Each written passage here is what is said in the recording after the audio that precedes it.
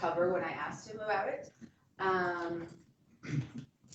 Like, yeah, there's nothing, but that's the thing, there's nothing really like that we don't feel comfortable talking about, you know? Mm-hmm. So. Now, have you ever felt that, just thought to yourself, being a woman, I'll come to you in a minute, Kate. Have you ever thought to yourself, is this the right man for me?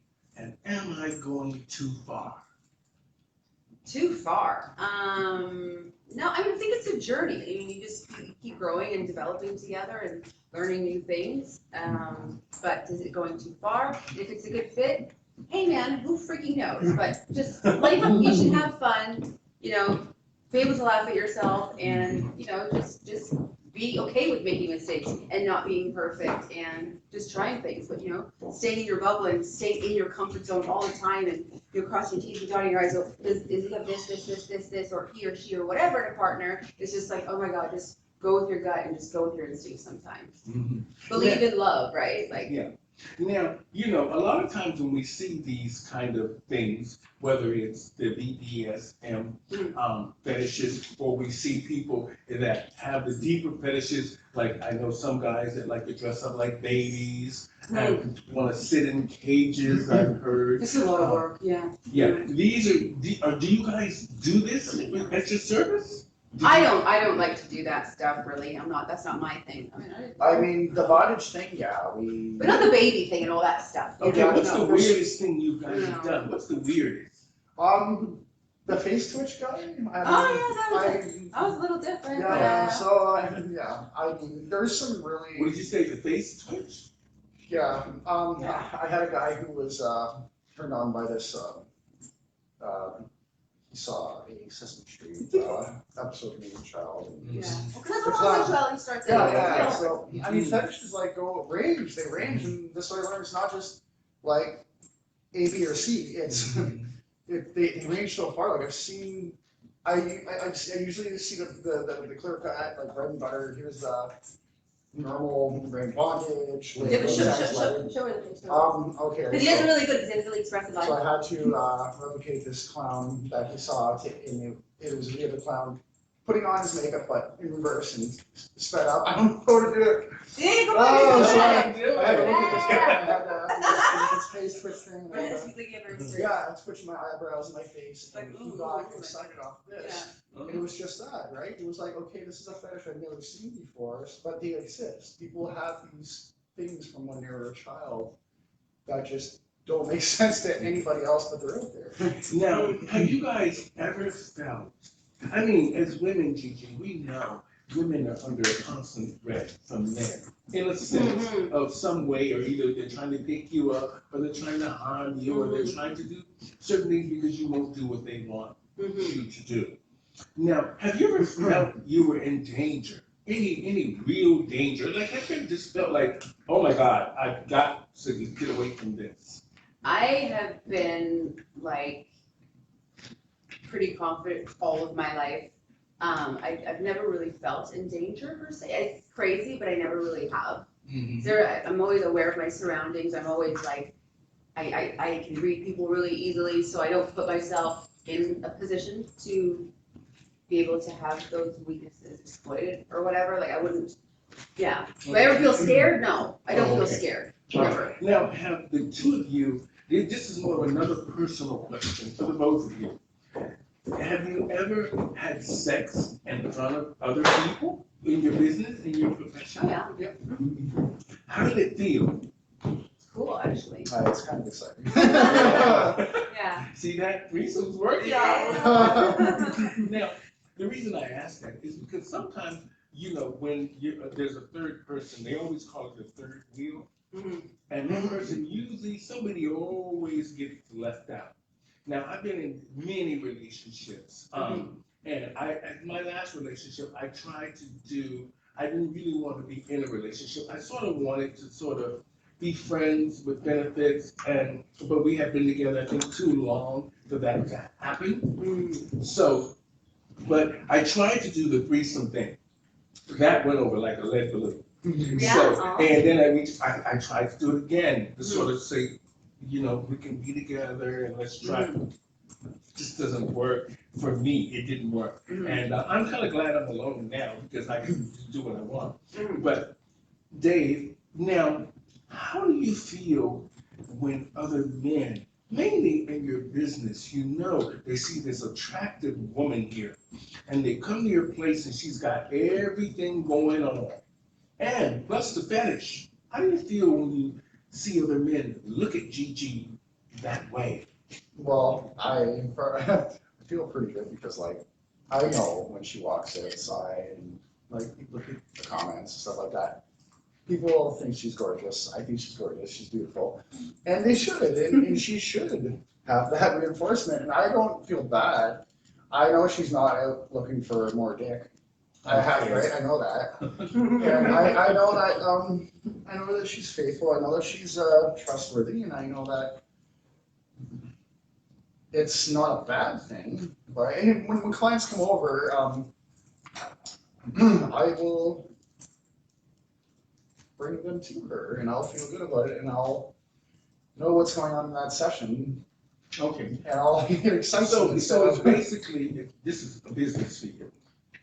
And the thing during the day is just really to, when you're walking around, is to promote the business. Well, we do Really, like, we it's like a live the lifestyle, lifestyle, right? Oh, lifestyle. you live the lifestyle. Oh, Yeah, so we live a lifestyle of this, right? So this is Mhm. like our connection.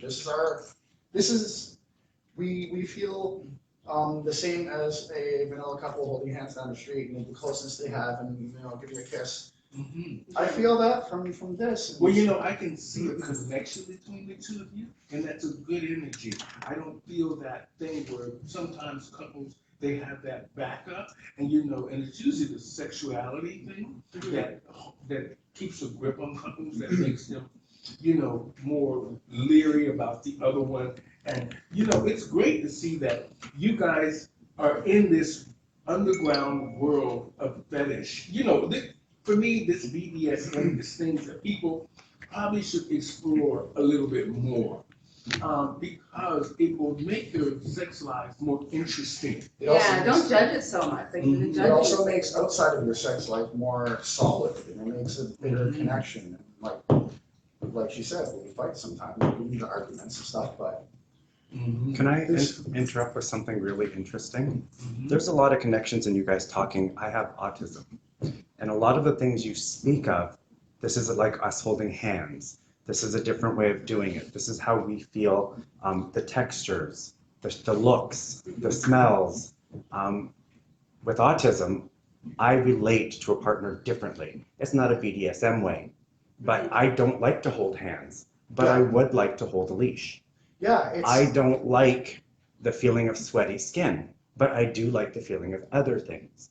So it could be a way for people to express different things. If you don't want to deal with one thing in your life because there's something about it, there may be another way to express that. And it may not be what everyone wants, but the way you guys express yourself is the way you want to express yourself. It's That a makes you different comfortable. path to the same route, Yeah. to the same end, right? Like, it's basically just a relationship, a bit of a different dynamic, but that dynamic provides us with the ability to feel what they Feel like everyone else. Yeah.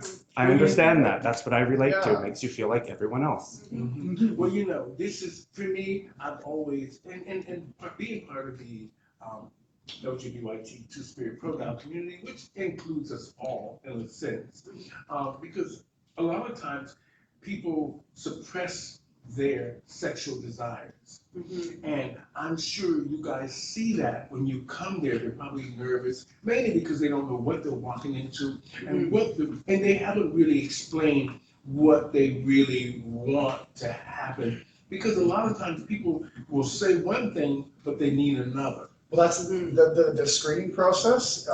We have a way of having a long conversation and kind of getting a little bit deeper than they were at first comfortable with going with the words, but that has to happen because we're going into a situation where they're walking into this is the thing, they're walking into a situation that could potentially cause them trauma, right? So you have to get to the bottom of that. You have to know everything. So you have to learn to pull that out of people before walking in. That's a must, right? So would you say that your clients are 80, 90% satisfied when they leave the services that you two provide? Well, yeah, of course, for I'd say sure. I even mean, there's more. also like a vanilla business side component. I mean, but it's not just only like BDSM, working stuff, it's just the other stuff. Okay. But yeah, satisfied, yeah, customer service is number one, right? Mhm. Yeah. Well, which So- is true, the customer's Yeah, always right. regardless, across the board, whether you're vanilla, you're selling ice cream, customer service is 101. Even in translates into lifestyle, right? Because you want people to be happy, right? Okay, Yeah. You know, that's a good thing. I mean, because a lot of times people are selfish. Yeah, well, if you care about your clients, you care about, Mhm. your Well, that's, brand, you want to make sure people are that's the happy. whole finding out about it, everything that's going on in your mind about calling you before you. It's not like where somebody goes, "You're available now? Yeah, come over." That doesn't happen. Mm. You have to be willing to get on the phone. You have to be willing to tell us everything, Mhm. right? So. Now, not to cut you out there, Gigi, I want to just, for you, this question is for you. And now, I'm sure how does your family feel, your mom? Because your mothers are something else sometimes. Oh, she's not very receptive, and I find that as she's gotten, older, she's gotten really a lot more opinionated and said a lot of things. End of the day, I don't really speak to my family. It's not because of this, but I mean, yeah, one day I would like to just go in and just be me and accept it the way it is. What about you, Dave? How does your family feel? I mean, I'm sure if I mean, I don't know, are you from Toronto? No, I came from Newmarket. Okay, so does your family know you do this? Yeah, actually, I haven't spoken for over 5 years because of this, so Oh, it's literally destroyed my connection with all my family. I don't speak to people, not one. okay, now we're at a certain age in our lives, all of us. And maybe we have desires that we have now decided that we're gonna feel comfortable with. We can do this, we can act this out without really feeling like it's traumatizing us or it's gonna harm us anyway. It's just what it is. Now, have you ever felt that I need to stop this? There's times when I've gotten a little uncomfortable with, but it's a lot of my head. I deal with like depression and PTSD, so I mean, little things could trigger me off, and when I feel that I'm ever in a place that I'm uncomfortable or whatever, I listen to myself and I give myself a break. I've learned as I've gotten older to go easier on myself as opposed to like, you can do it, just push through it. No, it's okay to be weak. You need a minute, take a minute. You need a day, you need to just, maybe Amen. do you, it's fine. There's nothing wrong with that. That's great. That's great that you say that. It takes a lot. Let me tell you something, Gigi. In this life, I have been beat up a lot in this community, in our community, in the general. But I didn't let that stop me. I kept knowing, for some reason, something kept saying, keep moving. And my mother used to tell me that, and now my agent, she tells me this all the time. Don't look back there.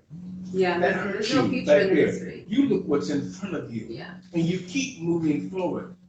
And I thought to myself, she's right. And now that I've done that, I feel like all this stuff is off of me.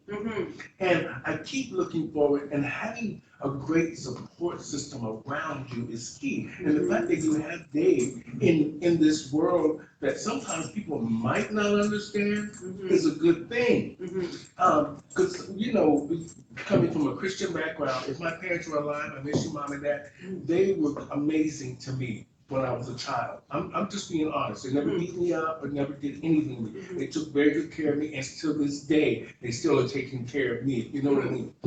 But at the end, you really need to have a support system and people that understand what this is all about. And we, as a society, need to stop closing this in. It's almost like it's a form of we don't see it, don't see, don't tell. Am I saying it right? Yeah. Yeah, Don't ask, not tell. Mhm. Yeah. And I'm glad that the two of you were able to talk about this. I mean, it's hard to talk about your fantasies and what you like in bed and that you've been with other people because people have a perception that they think that they're all Christians. Because at the end of the day, a lot of these people that are laying out there in their beds and having these hookups on these hookup They're apps. delusional. I mean, Yeah. let's be honest. And if you're a Christian, the first rule, love everyone, judge no one. That's the first rule people need to understand. God doesn't have hate. Like, well, people have to think like, oh, it's against God's whatever. Like, that's not my There's God. an My old God saying. loves everybody. He's inclusive to God everyone. created everything on this earth, And and loves only everything the man same. thinks he can judge what God created. Now, you know, I'm glad you guys came on to talk about this. I don't want to take up too much more of your time.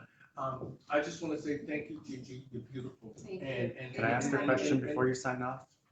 I want to ask a question.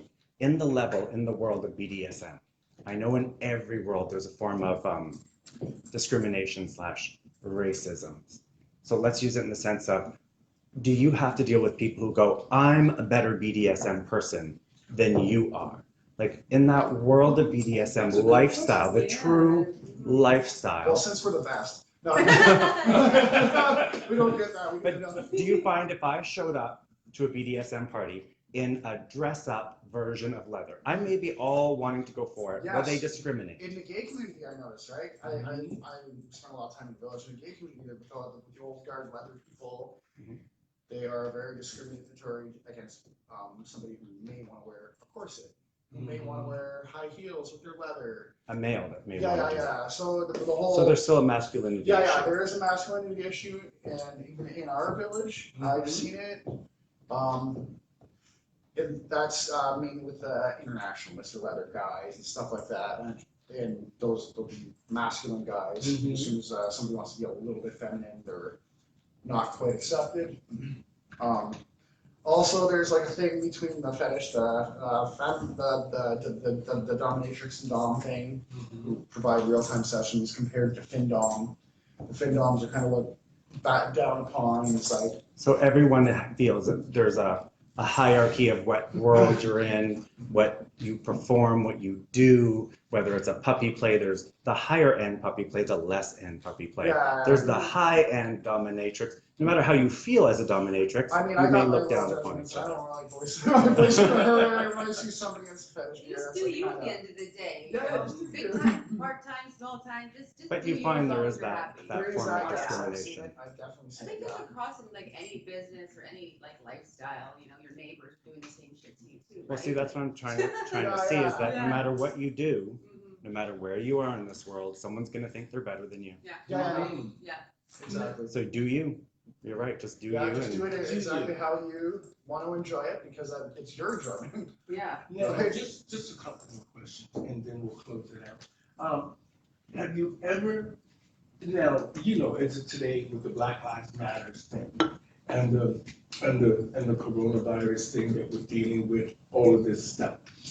Just the first question is this: do you think the coronavirus is as serious as they make it out to be, and how does it pertain to your business?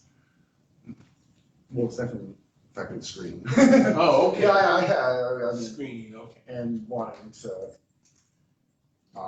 getting it's a little more like. So you are being cautious towards it. Yeah, and we make sure people have taken the steps and wear masks. Taking care of yourselves. Yeah, we're not getting as close to people and, yeah. All right, so we're all trying to be safe, sanitizing, wearing masks, and we're just sort of promoting and helping push the safety rule for everybody, Yeah.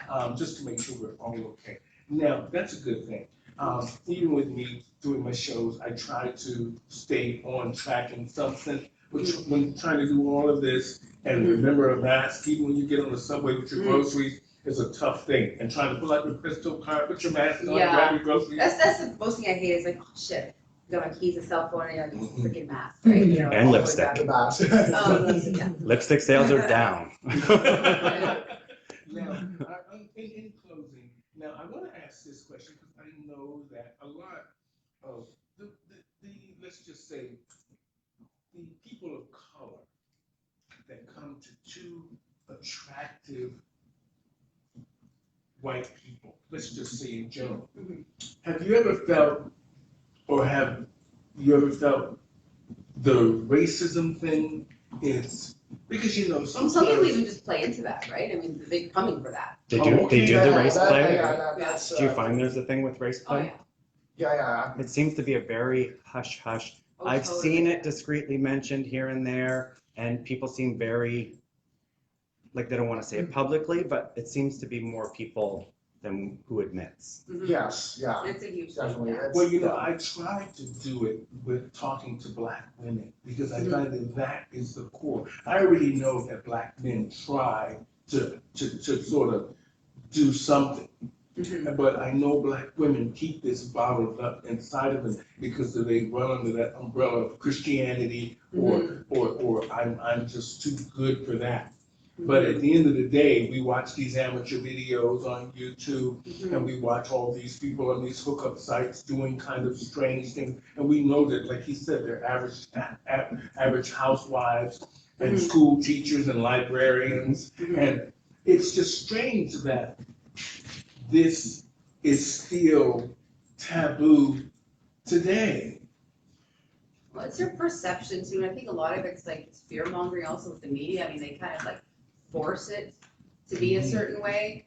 But I mean, I think it just depends what filter you're looking at the world through. You know what I mean? If you're looking for that hate or it's a very sensitive topic, but you know what I mean? If you want to play, and I'm not trying to use color, but like play a victim role of any kind, then you know that, I mean, that's up to you. But as far as to answer the question from a black woman's point of view, I couldn't do that, right? I only know my perspective.